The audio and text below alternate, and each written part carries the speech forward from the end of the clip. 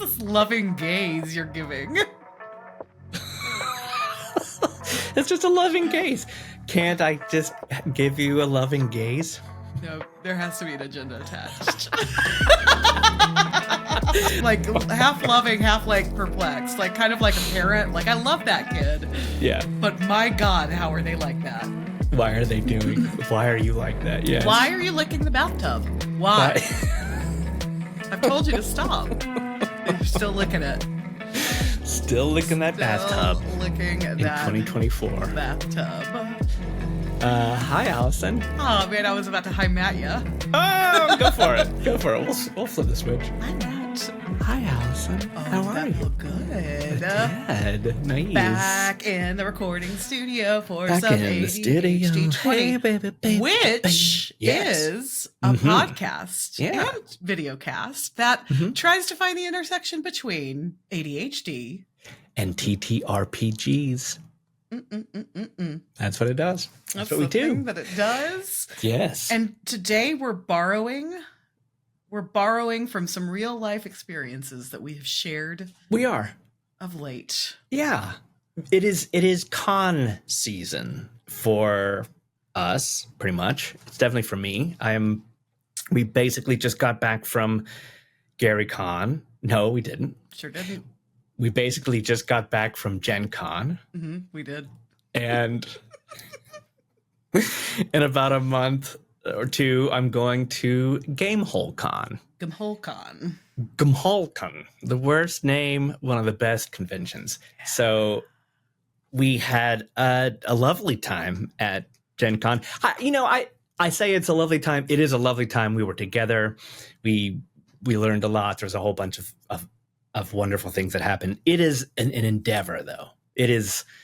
It's not for the faint of heart. It's especially Gen Con with 80,000 people. We all came home sick. You just kind of gear up. You do the thing. You're exhausted. You expect to be exhausted. Yep. You expect it, and that's okay. Yeah. So we played a lot of games and some new games, and that's kind of what we thought we would talk about today. You and I discovered that we have a very specific way that we like to learn things. I'm not saying it's exactly the same, that you and I learn things the same way, but I think the ADHD brain itself has some rules and regulations that must be met. Rules and regulations. Sexy. Rules and regulations, ones that we can't control, perhaps. Right. And I've already talked to the coach about this to find out whether it was just a hunch or whether it was a real thing. And yes, indeed, most people with ADHD need to find the why in all things, and this is going to apply to so many things. What you got? Amazing. Yeah. Well, but first we have to do something else. We certainly do. We have to find the why in something and why we're doing this podcast. Which is to answer questions on the ADHD 100 table. That's very true. I think I get to roll this time. I think you do. Maddie. Yes. How about a 31, Maddie? We have not answered 31. Amazing. Ooh, and I like it. Money and experience suddenly do not matter. What is your profession now? This is going to be the most boring answer on the face of the planet. Yeah? It's this. Yeah.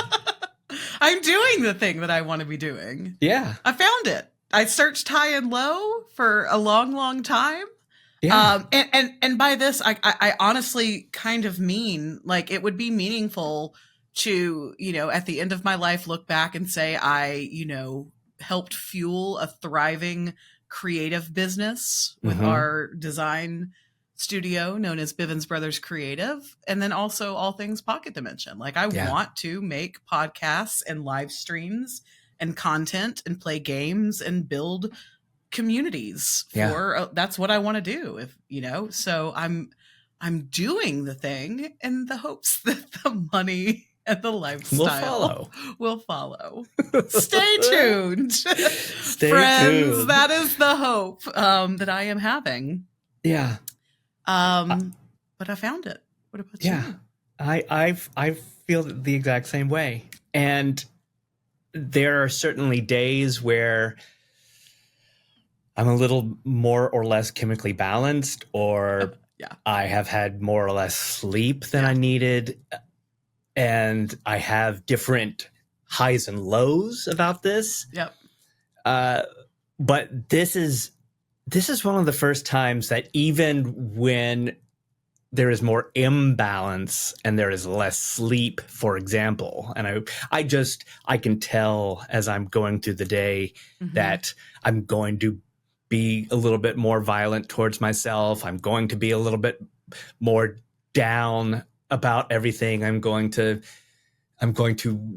wonder harder what the why is for all things. This is different. Yep. Because I know that tomorrow I will regain that spark. This feels correct. Yeah, as you said, this feels right. And I will say, one thing so yes, and to everything that you just said. Also, I will always be here for you on those days that you choose mat violence. There's that, right? And I will smack you right away from that direction, as evidenced by last week. When I did I was like, I need you to stop being mean to my friend Matt, because I care about him a lot.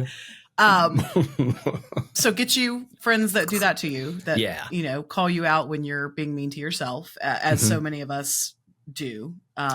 You were not alone in that. But a well-documented life. I was cleaning out my house this weekend and going through some things, and I found some old journals. And I found a journal from when I was at one of my lowest professional points and supremely unhappy. And like my blood pressure was the highest it had ever been. Like every part of my body was shutting down because of how much I loathed this job. Yeah.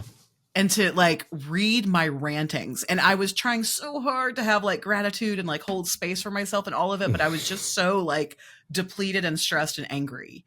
Yeah. And so when I think about like even my most stressed out days with what we're doing now, don't come close to other versions of myself. And I have to remind myself of that often. That this life I'm living right now, right here today, is what 5 and 8 and 10 year ago me desired. Like would have done anything for. And so even when it does get hard, like reminding myself that, to be like, you fought for this life. And you know that you can level it up, right? But like you wanted to be here, and here you are, and now you'll figure out what the next mountain you will scale will be. I love that. Yes, climb that mountain. Ford every stream.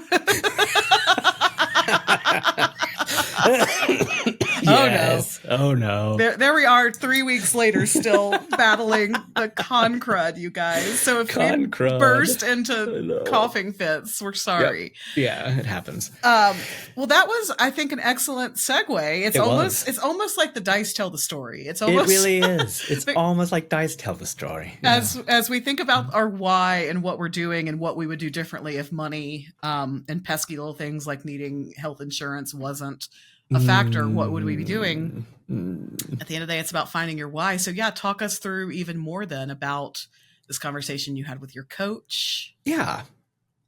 So we started talking about the concept of learning, and things like I've told probably more than once in this podcast of little Matt Bivens sitting at a table with an open dictionary, copying out the words and sobbing.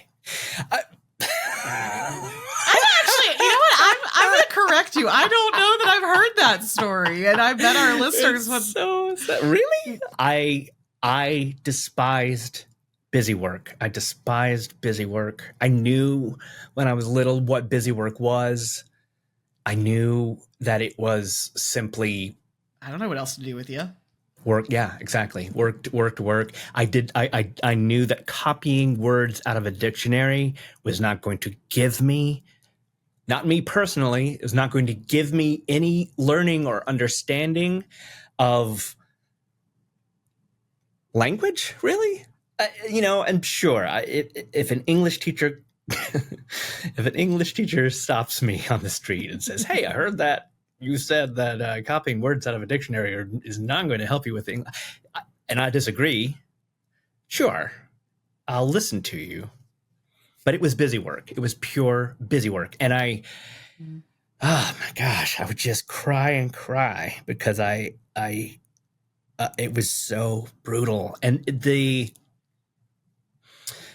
problem is my brain is missing the thing. Mm-hmm. Probably it's called dopamine, dopamine receptors, right? Like that allows me to continually do something if I can't comprehend the why, if I don't understand the why, if I don't, if, I was just saying to you that on a timeline, I can pinpoint in any job I've ever had where I lost the love for that job. It almost always correlates to the time where I lose faith, I lose respect for the boss.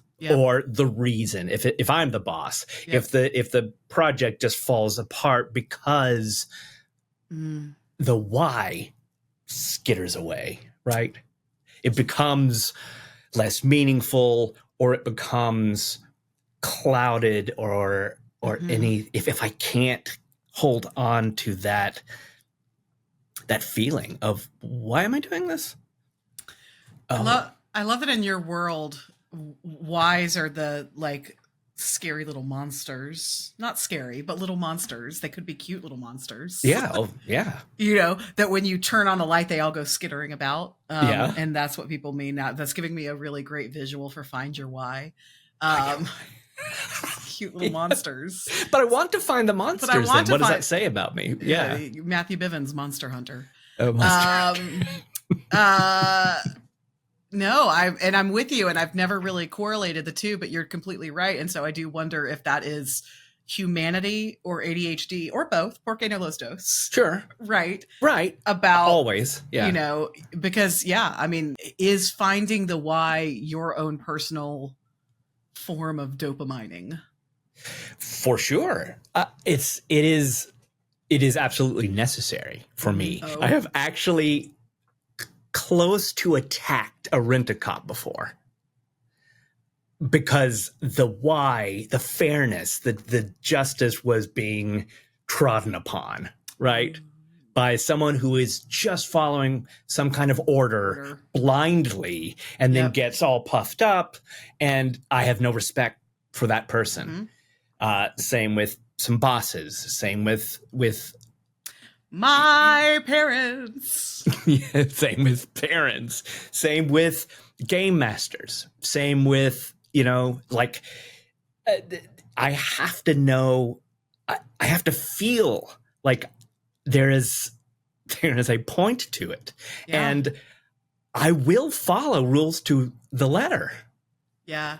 They may be ridiculous rules, but I will follow them. Here's a good example. I did actually go to the Soup Nazi in New York when I was living there. And that was made famous. No soup for you. By Seinfeld. Yeah, no soup for you, Seinfeld. And I went and I heard these stories of this person who had all these rules and regulations as to, why he had to have, you have to 6 feet apart or something, and you step up, and if you don't know what you want to order, then you have to, get out of line and start over. It was very, very intense, but he had personal, genuine reasons for the intensity of these rules. I'm not saying that these rules were rules that I would have necessarily, but for him, if you wanted his soup, this is the way he needed it done. And I could follow those rules very, very easily. But if there was any kind of And every single one of the rules did make sense. What he's trying to do is keep the line moving because there was an enormous wait all the time at this tiny little place. There wasn't room for people to hang out. Stand around a mole.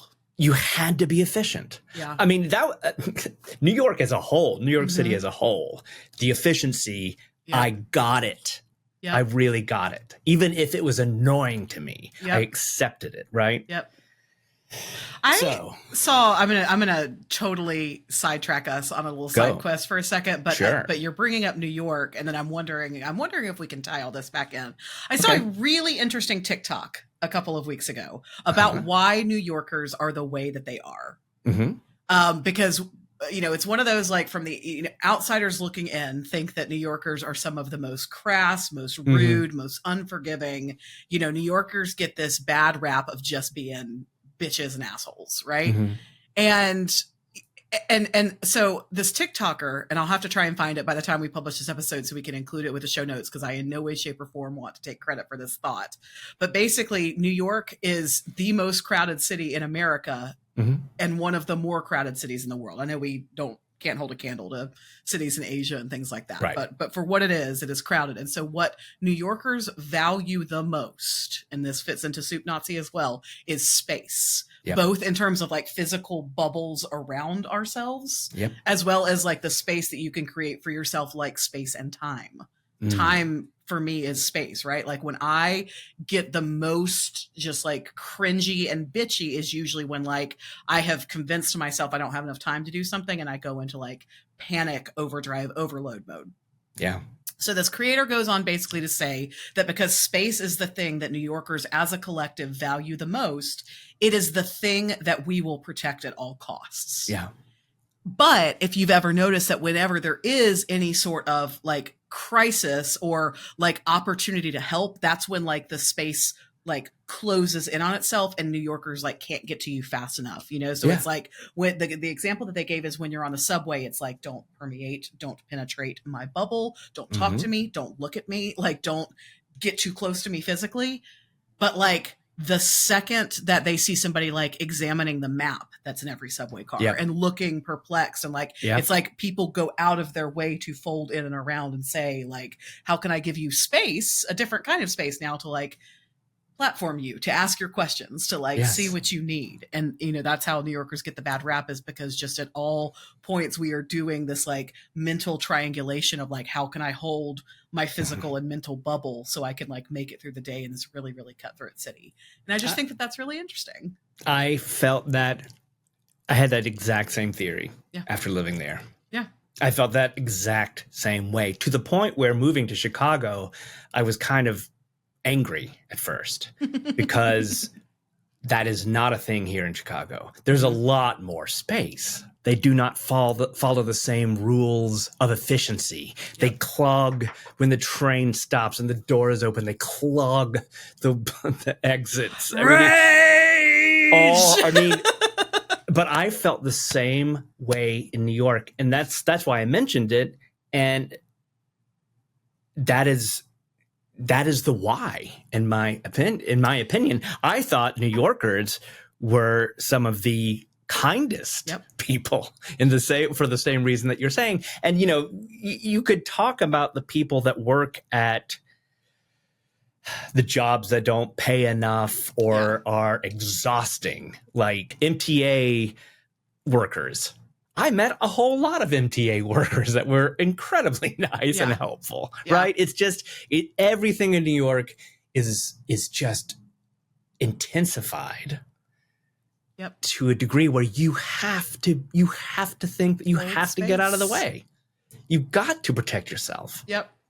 Well, that is efficiency. That is the why. Yeah. And so now, like, connecting the dots for me, because like this started, talking about like you use the word fairness. Yeah. And to tie that back to any level of neurospice is like the word accommodations, right? Or accessibility, is another big word. And so it's like, accommodations, accessibility, otherwise are all conversations that we're trying to have to promote in some circumstances, equity, equality, fairness, Mhm. because the same thing that you need in order to get through your day is not the same thing as I need in order to get through my day, but we both have an inalienable right to make it through our days, without encroaching on the needs of others. And that's kind of, I think, where this conversation is happening, is like, how do our rights, needs, wants, whys, what's fair to us, how does that bump up against others, Right. And so you hear about it, I hear about it a lot of times in schools, that's not fair that they got more time on their test. Right. That's not fair that they had this certain aid. But like, all that fairness is trying to do is get everybody to a baseline, right? To a balance, finding that balance. Yeah. Yeah, 100%. And in our outline, we mentioned two things that we wanted to kind of get to after leaving a convention. Mm-hmm. How games are explained to us, how new games are explained, mm-hmm. And how all manner of factors that you would not expect Mm-hmm. go into whether or not we like a game, which Mm-hmm. again, I know is everyone, but for us, those reasons can seem silly, can seem, or can seem superficial, perhaps. But maybe. What if we reframed reasons and Mm-hmm. rebranded that as values? So to go back to the New York City, both, micro Nazi, macro New York City as a whole, like the shared value of New York City is space. That's a thing that we must protect at all costs, right? And so all New Yorkers rally around that knowledge and act a certain kind of way when outsiders especially encroach on that core shared value of space. Right.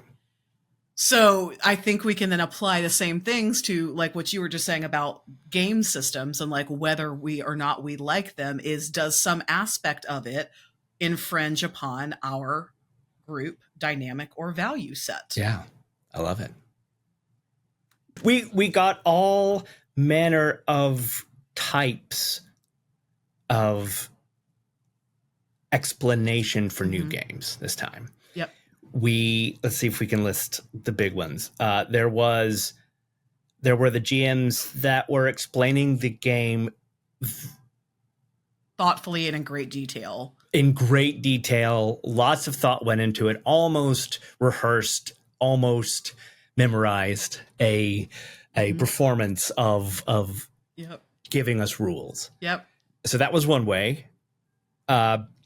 Another way was trial by fire, just drop you in. Let's just start playing, and I'll explain it as we go. Right, because the assumption is that everybody there has played a game, and so you're just going to find the correlations, you're going to find the similarities, you're going to find the... Can you imagine rolling up to like Gary Con or Gen Con or any of the cons, and I've never played a game before? Yeah. My first game. This is the first day I've ever had fun. I mean, absurd, but that, it's probably so happened to somebody, I mean, how could it not? Someone is out on their Rumspringa and they let out of the cage.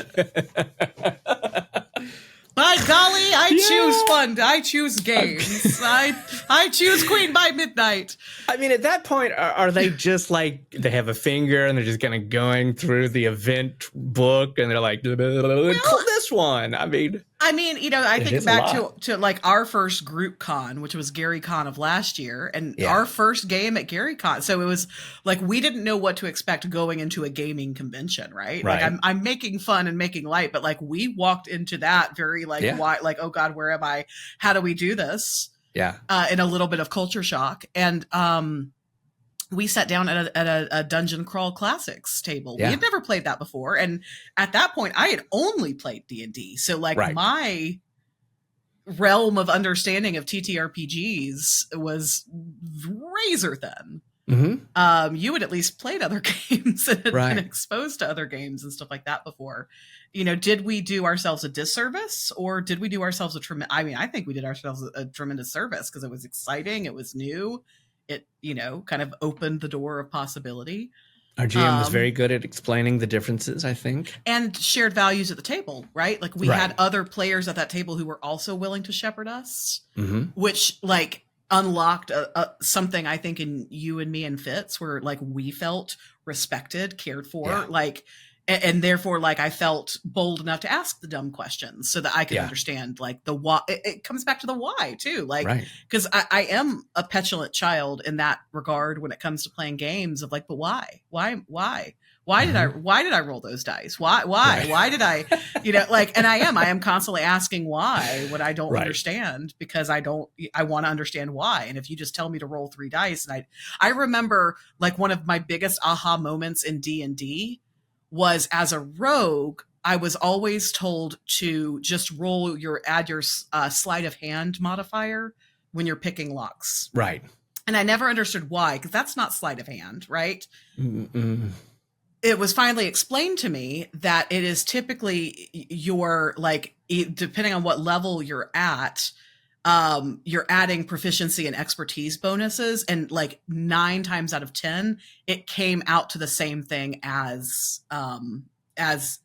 sleight of hand, for whatever reason, was the number that always aligned with that. I'm explaining this poorly, but basically like I think I was like a +9, and so if you looked at like what I had rolled Chimerical at the time, it was like my dex was a +6 and my proficiency was +3, right? Which like that's how we got to 9. Okay. So, and then I gave myself some fireworks for doing it. But I remember like at the table constantly being told like, oh, just roll sleight of hand for, you know, if you can pick that lock, and me going, but why? And it was Fitz actually who explained it's dex plus proficiency, or in your case, expertise, which then bumped it from 9 to 12. Okay. You know, but like understanding that, because otherwise it just felt so very arbitrary to like pick this random skill that wasn't. I thought that's what y'all were doing. I thought y'all were just picking a sort of closely aligned skill, sleight of hand, and something that almost every rogue ever has proficiency, if not expertise in, is sleight of hand. So it's like but that's the why, right? Because not every rogue is going to pick lock picking tools. Not every rogue is going to be sneaky. Yeah. Some of them are going to be more lethal. Some of them are going to be more tricky, you know? And so it was like this, like, why do we use the sleight of hand stat for lock picking? Well, we don't, but that happened at a glance. It was easier just to say add 9 rather than dex plus proficiency or expertise. That's a good segue into something that I was going to mention too, is that no matter how these games are being explained, to me, at least, whether it's the full pre-game speech or as we go, I pretty much have to find the correlations to the things that I know in my brain. Right. So I know that people don't like this, but I have to say, oh, like blank. Oh, like this. Yes. I am constantly putting people into quote unquote boxes,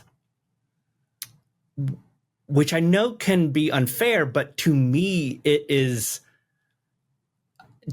a true way that I'm learning. So, for example, in Tales of the Valiant, they have a mechanic called talents, which are feats. And so I'll literally write down talents equals feats, and then I can comprehend it if I do. Or that music, it's kind of like Lady Gaga meets Mexican mariachi, and then it calms me. It allows me to. It's not that I'm not belittling anybody by saying these things. I'm saying this is me picking up on the similarities in order to learn. Right? Yeah. Yeah. I'm sitting here trying to like code you, like, you, Matt, are what happens if, and I just can't think of something fast enough to be witty and fun. That is what happens if a hipster. That is what happens if Alan Cumming had been born 15 years later to parents of hipsters and denied access to technology until his 20s. Ooh, interesting. And wasn't as fabulous, for sure. No, I chose Alan Cumming specifically for the Okay, for the fabulousness. Okay, great. Yeah, great. yeah. But no, I mean, as you know, the ultimate like comfort cozy gremlin over here. I see you on that in terms of like you got to put it in something that, you know, that's how we remember things. That's how we know what we're gravitating towards. Is like, can I frame this? Yes. To where I, you know. And I think that's why I was scared of other systems for so long. Right. Because they were so unfamiliar. Yeah. And it wasn't until I mean, I think we've talked about this a little bit on Pocket Dimension Live, right? Like your ultimate plight of the last year has been to like fix the things that are broken in 5e. Right. And until you pointed out quotes going on there. Yeah. Until you pointed out though that they were broken, I didn't know. I was none the wiser. You know, it wasn't. But they weren't to you then. They weren't right? to me. And so, of course, now that you've like pointed it out, it's all I am now hyper aware, you know? I mean, I think that's why like I've now turned the corner to like, I just want to play Daggerheart all the time. Right.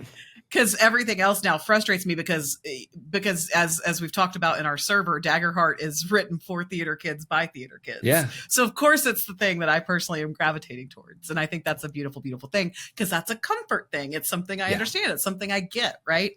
And you know, it helps that it's from the team that I have consumed the most TTRPG content from. So again, we're like adding to, that's my why, right? But you know, like when we talk about our core values, core beliefs, you know, like that, all that is you finding your why. Like what is the thing that drives you the most? Is it independence? Right. Is it freedom? Is it love? Is it family?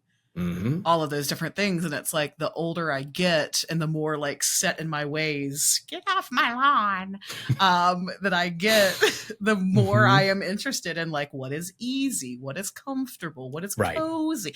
I had a friend here this weekend and she looked around in my living room when we were done cleaning it and she was like, it's so cozy in here. And I was like, that's just the nicest thing you could say to me. That's really nice. It's so lovely to hear that you felt cozy. I personally wish that people would stop equating that feeling, that desire with old. Yeah. Old. To me, and I don't mind getting older. I really don't. Yeah. I have no problems with that. I don't care if anybody calls me old. They have the right to do so. But to me, I feel so much smarter and wiser than I used to be. Yeah. So much smarter. I worked so much harder to do the same dumb things back in the day. It was busy work. I gave myself busy work and it was unnecessary, right? Talk about finding the why, but there's a balance where you push yourself and you learn new things and you grow. There's that, but then there's also slowing down is a part of life, sure, but being smarter about. All right. Are you ready for me to eat some humble pie? We've been eating a lot of humble pie lately. Yeah.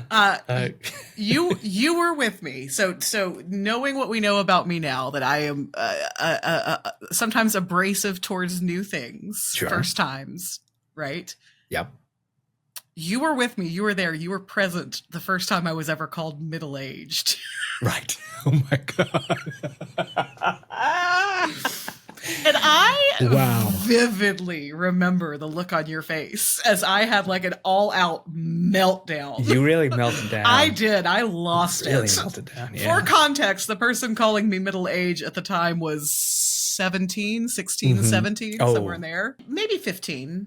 Okay. Yeah. Still, you know, I know like to like 15, 16-year-olds, everybody over 30 is old, right? But I had never been called middle-aged before, okay? Right. That's all. And I mean, that was before I turned 40. Right. And so I was still in my 30s. And so to be in my 30s, I'm going to live to at least 90. Okay. So Sure. like technically I got a couple more years before I'm technically middle-aged, according to me. Okay. But I digress. But yeah, I did. I had a meltdown, and I just remember Matt looking at me like, "What is wrong with you? Right. Yeah. You were really blowing this out of proportion." I was stunned at your reaction. Something new. But now, call me middle-aged, man, because middle-aged means that I am slow enough and wise enough to enjoy the things that matter. Yeah. It means that I care about protecting my own peace more than I do about honoring others' wishes. It means that I understand and enforce boundaries. It means I know what works and what doesn't. Like, you can call me middle-aged. I'm officially giving everyone this decree here at 42 years old. If you want to refer to me as middle-aged, I give you permission. But 38-year-old Allison who was mad. Big mad. Well, middle-aged Allison. Wow, you just really immediately took that permission and ran with it, didn't you? Well, I also feel like beyond the learning of a game, and if anybody was hoping that we were going to give accessibility tips, I'm sorry, we didn't really give that many of how to do it. We kind of, and I don't know that there is a way. You really preferred being dropped into the learning of a game. We also brought, I think one thing that helped as far as like actual help was we brought noise canceling headphones, and we plugged in, we had microphones that kind of could, in that situation, we reduced some of the incessant background noise, which makes it very difficult for us to be able to focus. That's just a mechanic. But I think that the next part of this is, let's say we've learned the game, we got through it, and we played it. Then I also think the why speaks to whether or not we like a game. Yeah. Yep. Does that game feel balanced? Does it improve on something else, another experience? That do the rules feel fair, well thought out, interesting? Do we understand, like, and respect the path that the game has taken? Yes. You know, there's a lot of coverage right now in the year of our Lord 2024, and really has been since last year when the OGL scandal broke, you know, around the way that like Hasbro and Wizards of the Coast are handling. And there's people wanting to get away from D&D. In fact, before you and I started recording this very podcast, there were yet more new comments on some of our recent live streams, even backing up to like a month or two ago, of people saying, I'm looking for the next D&D because I'm done supporting that particular business. And we've run into that too with like, you know, watching the trajectory. We are living in when you and I both said this often, we are living in truly like a golden age of games, right? We are never wanting for something to learn, talk about, play, dissect, etc. But part of that is we've gotten to see games go from ideas into play testing, you know, and into releases on several different systems. And we don't always align with the path that they took to get there. Which is absolutely their prerogative. But that is the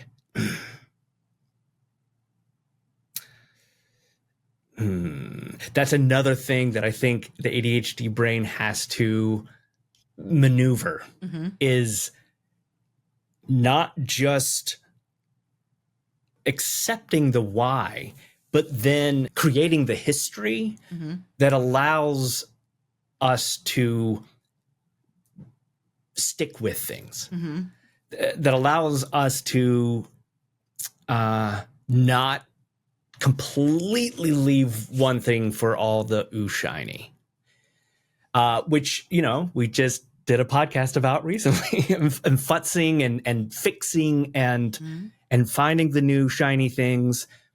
But the danger is that just like a boss that I work for or a client that has a meltdown, if I lose respect for the game mechanics that have evolved in such a way, the artist that wants to completely redefine themselves, the creator of games that, you know, gotten to know personally, it could be anything. It could be any thing that would trigger this difficulty with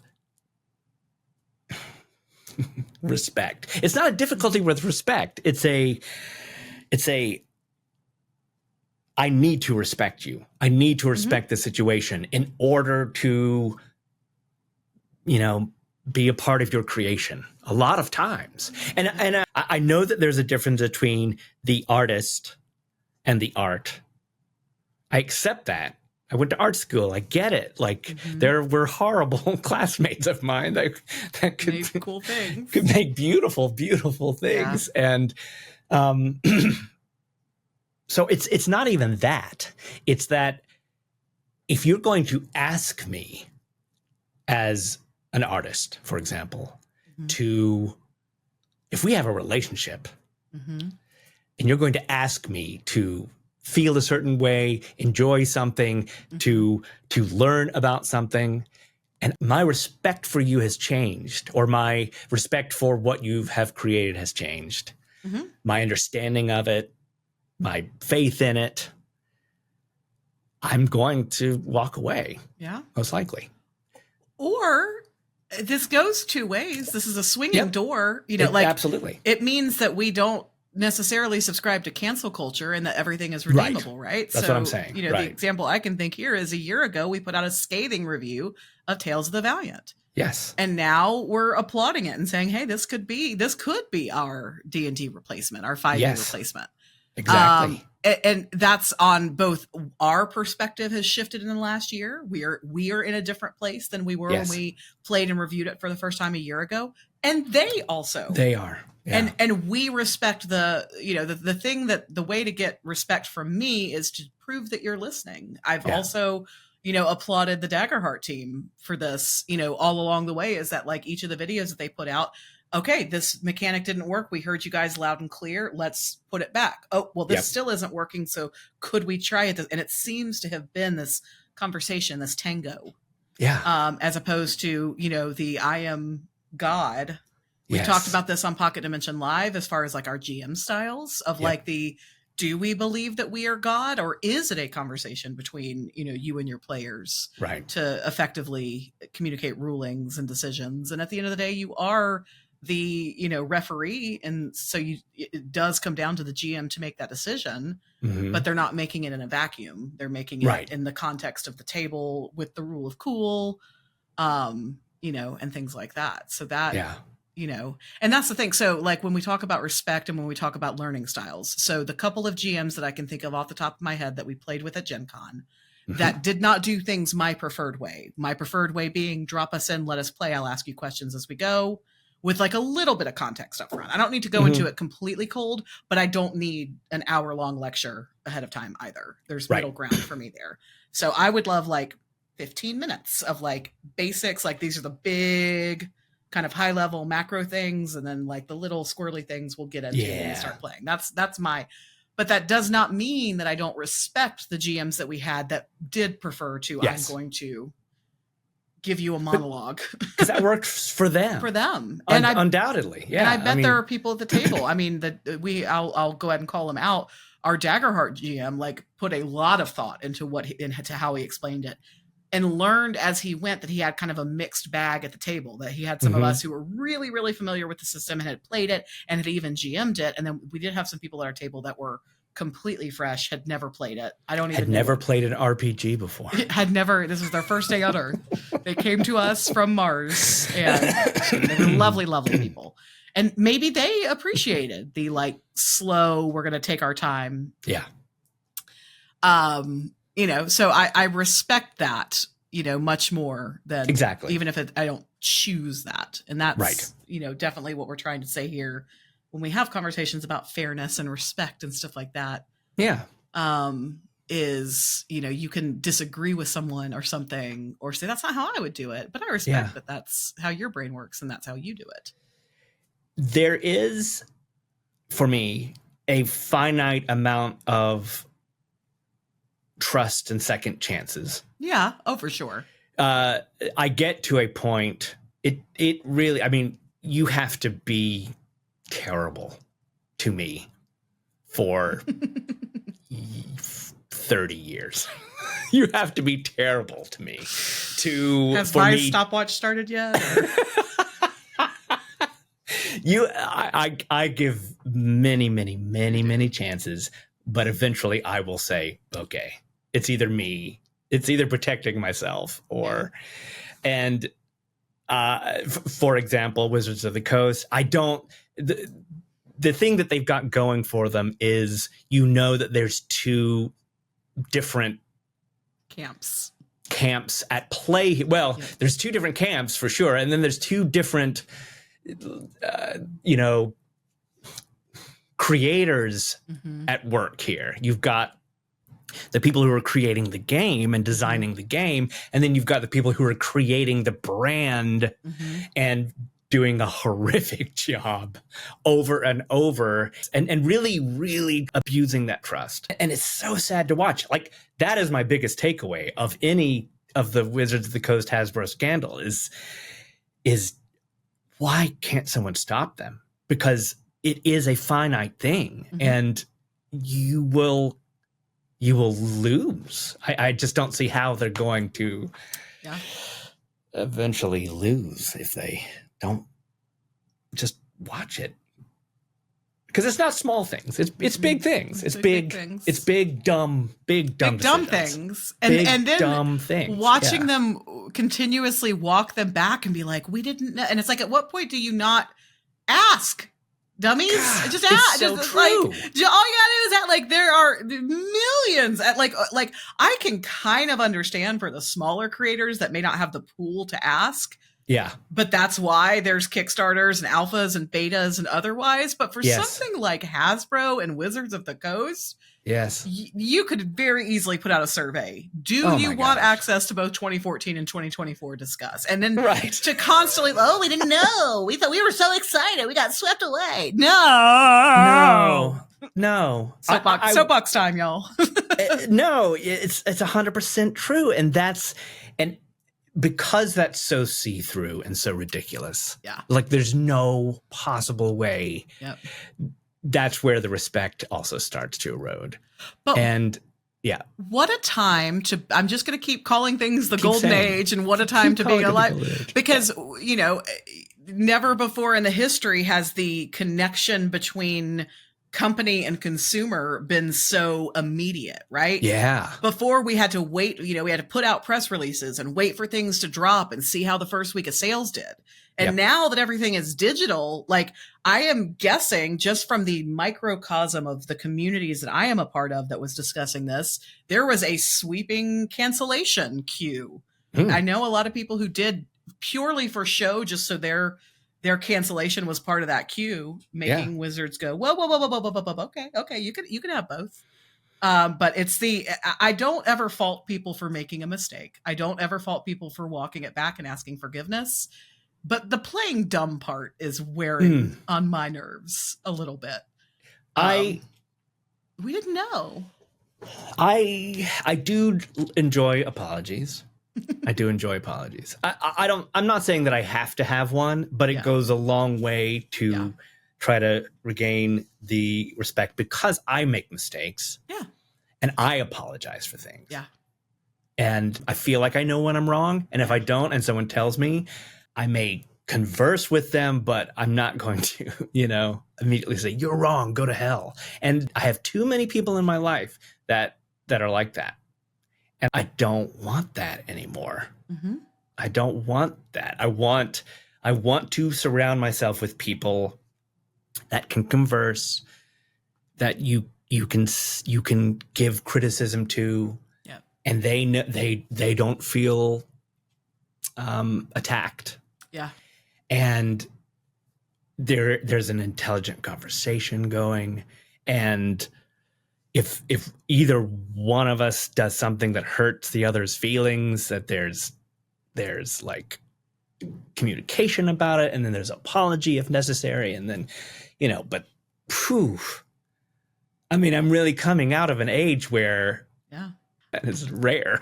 I don't like it. It's Hate on the Boomers time, Boomers time, Boomers time. It's Hate on the Boomers time on ADHD20. But it's so true. I mean, because we both, I have a feeling, correct me if I'm wrong, but I have a feeling we both grew up in Because I Said So households. Yes. And I think that that's what led our sweet little Gen X and millennial hearts to why. Yeah. Because I Said So is not an effective answer. It is not a good answer at all. And you shouldn't be punished for asking the why,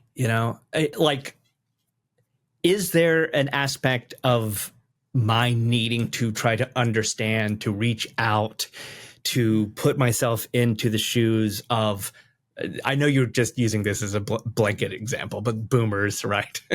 I know that is not true for every single person, but as a generation, as Gen X generation, there are certain traits I think that we share as a generation, but to look and to think about what baby boomer generation grew up with and were told, and the relationships they have with things and money and being told what to do, and what not to do, and the things that are important. I feel like I don't know. I feel like I can put myself in those shoes, at least to the point, but the other half of it has to be some give and take.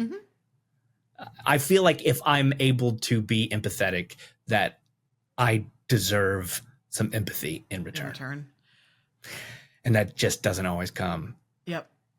Some of the most spiritual, philosophical, and religious people, most intelligent, wisest people that I've ever known, one kind of shared trait that I see a lot is the notion of, if you're not questioning, fill in the blank here, you're doing it wrong. Exactly. No, no priest, no philosopher wants you to accept what they are telling you and just have it spoon-fed into you.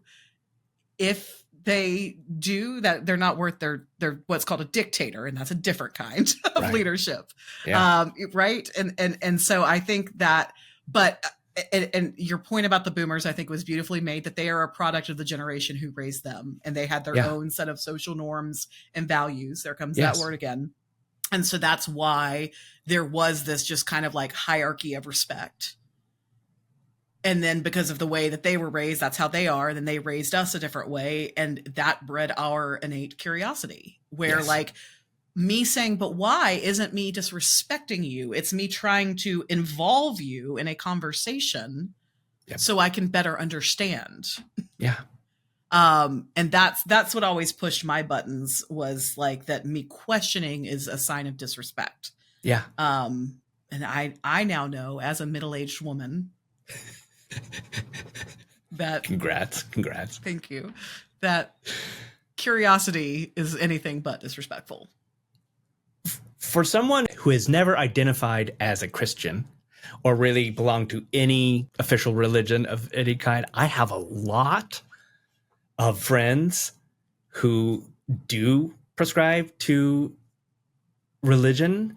And more than that, I know a lot of preachers and ministers and rabbis, and every single one of them share that exact same thing that you're talking about. They are always questioning. And if you, again, I don't have to agree with you. I don't have to agree. But if you can say, either here's my why, and speak it intelligently and clearly, or I'm searching for the why every day. Either one, you got my respect. You've got it. Because I think at the end of the day, good people are good people. And I feel like if I can have a conversation with you, then then I can respect you easily. Why, Matt? Why? It's such a good question. It's such a good question to ask. It really is. And whoever decided that it was a petulant, I mean, but that like going into petulance of it, like people associate it with toddler behavior. What are toddlers trying to do? Understand that, like, that's their brains are literally growing by the minute, and they're trying, like they're trying to understand. Yeah. And so they ask why a lot. And I don't think that's a bad thing. It's maybe annoying, and it becomes a game to them at some point. Yeah, it becomes a game because they're toddlers. But I have no problem with it. But even in their playing that game, they are testing boundaries, which is another way of trying to figure out the why. Like, why do my parents get annoyed if I ask the same thing over and over and over and over and over? Yeah. The testing of the boundaries is how we all grow. Yeah. It's how we find which boundaries we want to stay in and which ones we want to explore beyond. Yeah. Well, I think this was great. I think this is a good little topic that we had about finding our why. And I mean, and that's exactly it. I think your, kind of like driving value is usually around like accessibility, equity, equality, like fairness. I think that you're a very fair and just person. I'm searching for it, at least. I want to find it. I want to find the fairness. Yeah. I may be chaotic at times. And maybe that's even more, personal than outwardly chaotic. But I am trying to find the good in everybody. I'm trying to find the good. I'm trying to find that balance. We focus on the things that we can. And so. Yeah. Yay. It's not fair how much fun I have doing this podcast with you. I know. It's true. It's not fair. But it sure is great. But I respect it. And every single time I wonder why this podcast exists. We do an episode of it, and I remember why. So how nice. And I think our community thinks the same thing, and then they listen to it and they're like, oh. Yeah. Our community also thinks that we should end this podcast in the definitive way. It's over! It's over!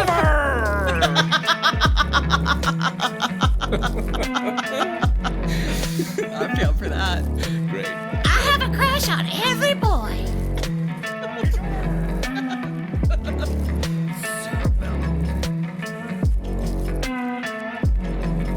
ADHD20 is a creation from The Pocket Dimension, a multiverse where we explore neurospice, rolling dice, and so much more. Come chat with us in our Discord server, open to all. The join link is in our show notes. Ready to level up your support? Check out the Pocket Dimensions Patreon, where you can get access to bonus content, be the first to hear new episodes, and even play TTRPGs with us and our friends. The best way you can help us, though, is just to share the gift of ADHD20 with the people that you think will like it. We love that you're here. Thank you for entering the Pocket Dimension.